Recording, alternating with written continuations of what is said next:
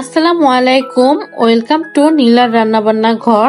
আজ আপনাদের সাথে শেয়ার করব একদম রেস্টুরেন্ট স্টাইলে মিট বক্স। আর এই মিট বক্সটা খেতে এতটাই মজা হয়েছিল যে বাসার সবাই একদম আঙুল চেটে শেষ করে ফেলেছে। আশা করি আপনাদের কাছে অনেক ভালো লাগবে। তো ফুল রেসিপিটি চলুন দেখে নেওয়া যাক। খুব অল্প সময়ের মধ্যে আপনাদের সাথে রেস্টুরেন্ট স্টাইলে শেয়ার করার চেষ্টা করব। সো কথা না বাড়িয়ে চলুন দেখে নেওয়া যাক কিভাবে পুরো রান্নাটা তৈরি করব। ভিডিওটি স্কিপ না করে দেখতে থাকুন। আবার প্রথমে এখানে হাড় ছাড়া চিকেন নিয়ে নিয়েছি আর এটাকে ম্যারিনেট করে রাখবো। এখানে ছোট ছোট করে মাংসগুলো কেটে নিয়েছি।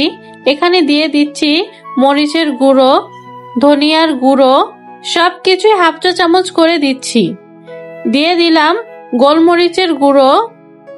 এবার দিচ্ছি স্বাদ মতো লবণ, হাফ চা চামচ দিচ্ছি আদা রসুন বাটা, সাথে আরো দিচ্ছি টমেটো কেচাপ, আরো দিচ্ছি সয়া সস 1 টেবিল চামচের মতো। আপনারা মাংসের পরিমাণ অনুযায়ী উপকরণগুলো কমিয়ে বা আরো বাড়িয়ে দিতে পারেন। এবার সব মশলার সাথে একটি চামচের সাহায্যে মাংসের সাথে মিশিয়ে নিচ্ছি আর এভাবে প্রায় 1 ঘন্টার মতো ম্যারিনেট করে রাখবো। তাহলে মশলাটা মাংসের মধ্যে খুব সুন্দরভাবে চলে যেতে পারবে। এক সাইডে রেখে তারপর এখানে নিয়ে নিব আলু। এটাকে ফ্রেঞ্চ ফ্রাইয়ের মতো করে কেটে নিয়েছি। আপনারা দেখেই বুঝতে পারবেন আমি কিভাবে কেটে নিয়েছি। আলুটাকে খুব ভালোভাবে ধুয়ে পরিষ্কার করে সিদ্ধ করে নিচ্ছি। 50% সিদ্ধ করে নিতে হবে। সিদ্ধ হয়ে গেলে একটি ছাঁকনির সাহায্যে আলুটাকে খুব ভালোভাবে ঝরিয়ে নিতে হবে যেন আলুর মধ্যে কোনো পানি না থাকে। এবার চলে আসছি প্রায় 1 ঘন্টা পর। এখন চিকেনের উপর আমি কিছুটা ময়দা দিয়ে দিব। তারপর এখানে দিয়ে দিব কিছুটা চিলি ফ্লেক্স আর সামান্য লবণ। আপনারা চাইলে এই কাজটা আলাদাভাবে করতে পারেন। আলাদাভাবে একটি পাত্রে শুকনো উপকরণ নিয়ে তারপর চিকেনগুলো দিয়ে করতে পারেন। আমি এইভাবেই একসাথে করে নিচ্ছি যেহেতু খুব অল্প সময়ের মধ্যেই আপনাদের সাথে মিট বক্সটা শেয়ার করব। ময়দার সাথে চিকেনগুলোকে খুব ভালোভাবে চামচের সাহায্যে কোট করে নিচ্ছি। আর এভাবে চিকেনটা কোট করে নিলে চিকেনের উপরে খুব ক্রিস্পি হয়। তারপর এখানে নিয়ে নিলাম চিলি সসেস, ক্যাপসিকাম আর ক্যান মাশরুম। মাশরুমটা অপশনাল কিন্তু দিলে খেতে ভালো লাগবে। আর 2 ভাবে সসেস গুলো কেটে নিয়েছি সৌন্দর্যের জন্য। কিউব করে কেটে নিয়েছি আর কিছুটা লম্বা ভাবে কেটে নিয়েছি। তারপর চলে যাচ্ছি মূল রান্নায়। এখানে একটি কড়াইয়ের মধ্যে আমি পর্যাপ্ত পরিমাণ তেল নিয়ে নিয়েছি। তেলটা যখন গরম হয়ে আসবে এক এক করে সবকিছু ভেজে নিব। প্রথমে এখানে চিকেন গুলোকে ভেজে নিচ্ছি। চিকেন গুলো একটি চামচের সাহায্যে আমি তেলের মধ্যে দিয়ে দিচ্ছি। চিকেন গুলো কোট করার সময় একসাথে লেগে আছে। এবার তেলে দেওয়ার পর একটি চামচের সাহায্যে হালকা ভাবে নাড়িয়ে ছাড়িয়ে নিলেই হয়ে যাবে। আমি দেখিয়ে দিচ্ছি, আপনারা দেখেই বুঝতে পারবেন। এবং চিকেন গুলো ভেজে নেওয়ার সময় অবশ্যই মিডিয়াম আঁচে ভাজতে হবে, তাহলে চিকেন গুলো উপরে ক্রিস্পি আর ভিতরে জুসিনেসটা থাকবে। আমি চামচের সাহায্যে কিভাবে ছাড়িয়ে নিচ্ছি আপনারা দেখে বুঝতে পারছেন। চিকেন গুলো ভেজে নেওয়া হয়ে গেছে। এখন তেল থেকে খুব ভালোভাবে ঝরিয়ে তুলে ফেলতে হবে।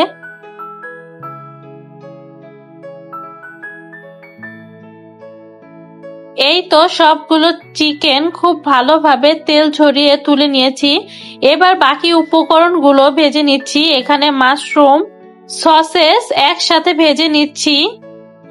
এগুলোকে বেশিক্ষণ ভাজা যাবে না, 1 মিনিটের মতো ভেজে নিলে হয়ে যাবে।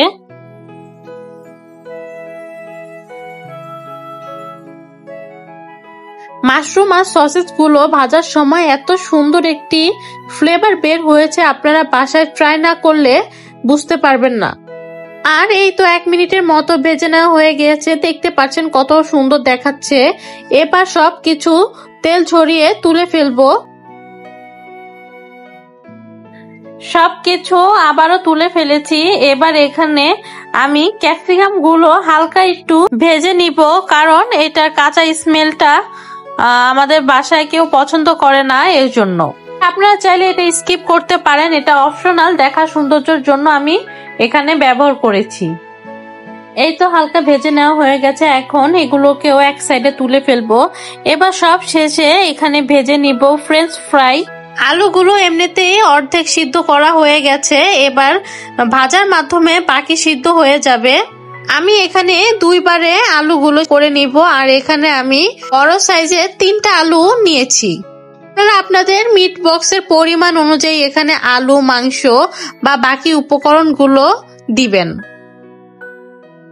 এদিকে আমি যেগুলো ভেজে তুলে রেখেছি সেগুলো একটু দেখিয়ে দিচ্ছি। আলুটা তেলের মধ্যে দিয়ে উপর থেকে হালকা একটু শুকনো মরিচের গুঁড়ো আর একটু লবণ দিয়ে আমি ভেজে নিচ্ছি। সিদ্ধ করার সময় হালকা লবণ দিয়েছি, কিন্তু আমার মনে হচ্ছে যে কম হবে, তাই এখানে লবণটা দিয়েছি। আলুটা ভাজতে দিয়ে আমি এইদিকে হোমমেড মেয়োনিজ বানিয়ে নিচ্ছি। কেনা মেয়োনিজ থেকে আমার হোমমেড মেয়োনিজটাই বেশি পছন্দের। আর মিট বক্সে আমি প্রচুর পরিমাণ মেয়োনিজ খেতে পছন্দ করি, তো আজকে সিদ্ধ ডিমের মেয়োনিজ বানিয়ে নিলাম। মেয়োনিজের ফুল রেসিপি দেখতে হলে অবশ্যই আমাকে কমেন্টসে জানাবেন, আমি নেক্সট ভিডিওতে আপনাদের সাথে মেয়োনিজের রেসিপিটি শেয়ার করব। ডেকোরেশন করার জন্য পাইপিং ব্যাগ ঘরে ছিল না, তাই একটু মেয়োনিজটা নরম করে রেখেছি যেন চামচের সাহায্যে আমি খুব ভালোভাবে ডেকোরেশন করতে পারি। এইদিকে আলুগুলো খুব ভালোভাবে ভেজে নেওয়া হয়ে গেছে, এখন এগুলোকে তুলে ফেলবো আর এভাবেই বাকি আলুগুলো ভেজে নিব। সবগুলো আলু এভাবে ভেজে তুলে ফেলেছি, আর এখন দেখেন কত সুন্দর দেখা যাচ্ছে। আলুগুলো, ক্যাপসিকাম, মুরগির মাংস, সসেস সবগুলো দেখতে অনেক সুন্দর লাগছে। এবার একটি বোলের মধ্যে আমি সার্ভ করে নিব। তো এখানে একটি কাচের বোল নিয়ে নিলাম। এবার এখানে লেয়ার লেয়ার করে আমি সাজিয়ে নিব। প্রথমে এখানে দিয়ে দিলাম ফ্রেঞ্চ ফ্রাই, তারপর এখানে দিয়ে দিব চিকেন, তারপর এখানে দিয়ে দিব সসেস আর মাশরুম গুলো উপর থেকে। আপনারা আপনাদের পছন্দ মতো সাজাবেন, কিন্তু আমি যেভাবে বাসায় তৈরি করি বা ফুড কর্নার গুলোর মধ্যে যেভাবে সার্ভ করে সেভাবেই আপনাদের সাথে শেয়ার করছি। সসেস গুলো দিয়ে উপর থেকে টমেটো কেচাপ দিয়ে দিচ্ছি। তারপর এখানে দিয়ে দিব হোমমেড মেয়োনিজ। আমি মেয়োনিজ খেতে খুবই পছন্দ করি, এখানে আমার পরিমাণ অনুযায়ী আমি মেয়োনিজটা অ্যাড করছি। এবার আবারও উপরে এইভাবে লেয়ার দিয়ে সাজিয়ে নিব। প্রথমে দিয়ে দিব আলু, তারপর মাংস, তারপর সসেস আর মাশরুম, তারপর উপর থেকে দিয়ে দিব টমেটো কেচাপ, মেয়োনিজ আর ক্যাপসিকাম।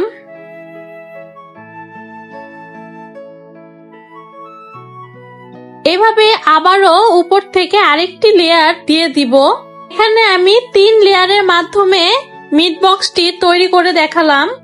যেহেতু এই খাবারটার নাম মিট বক্স, বেশিরভাগ সময় বক্সের মাধ্যমে দেখানো হয়, আমি আজকে বোলের মাধ্যমে দেখাচ্ছি। আপনারা চাইলে এইভাবে বক্সের মাধ্যমেও সার্ভ করতে পারেন। তো আজকে আমার রেস্টুরেন্ট স্টাইলের মিট বক্স রেসিপিটি আপনাদের কাছে কেমন লেগেছে তা লাইক, কমেন্ট, শেয়ারের মাধ্যমে জানাবেন, এবং এরকম আরো সহজ সহজ নতুন রেসিপি পেতে আমার চ্যানেলটাকে অবশ্যই সাবস্ক্রাইব করবেন এবং পাশে থাকা বেল আইকন বাটনটি অন করে দিবেন। ফেসবুক থেকে দেখে থাকলে অবশ্যই ফলো দিয়ে ভালোবাসা দিবেন। আবারও কোনো নতুন সহজ রেসিপি নিয়ে চলে আসবো, সেই পর্যন্ত ভালো থাকেন। আল্লাহ হাফেজ।